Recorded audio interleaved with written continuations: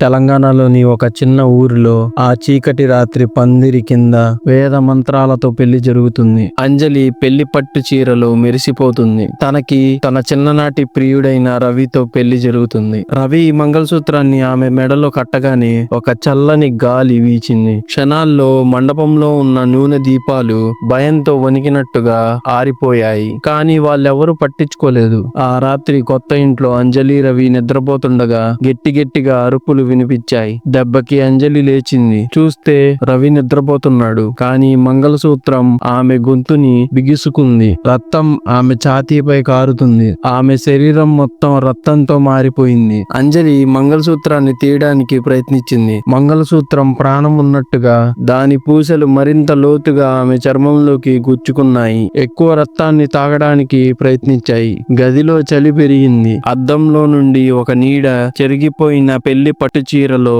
ఉన్న ఒక స్త్రీ. ఆమె ముఖం కుళ్ళిపోయింది. ఆమె కళ్ళు ఖాళీగా ఆత్మలేని విధంగా ఉన్నాయి. ఈ మంగళసూత్రం నాది. అతను పెళ్లి చేసుకుంటాను అని అన్నాడు, కానీ నన్ను మోసం చేశాడు. ఇప్పుడు నేను నీ ప్రేమను నాశనం చేస్తాను అని అంది. అంజలి భయంతో అరిసింది. రవిని లేపింది. కానీ అతను ఆమె వైపు చెయ్యి చాపినప్పుడు ఆ నీడ ఒక విషపూరితమైన సర్పంలా దాడి చేసింది. అతని ముఖాన్ని తన దయ్యపు గోర్లతో చెరిచేసింది. రక్తం గోడలపై చిమ్మింది. అంజలి పారిపోయింది. ఆమె మెడ నుండి రక్తం కారుతూనే ఉంది. ఆ నీడ ఆమెను ఇంటి అంతటా వెంబడించింది. ఆమె ఇంటి తులసి మొక్క దగ్గర ఆ నీడ శక్తి బలహీనంగా మారింది. ఆమె మంగళసూత్రాన్ని పీకేందుకు ప్రయత్నించగా గోర్లు విరిగిపోయాయి. ఉదయం అయింది. గ్రామస్తులు అంజలిని లేకుండా ఆమె మెడపై లోతైన గాయాలతో మంగళసూత్రం ఆమె పక్కన పడి ఉంది. దాని పూసలు పగిలిపోయి ఉన్నాయి. రవి శరీరం కనిపించింది. అతని ముఖం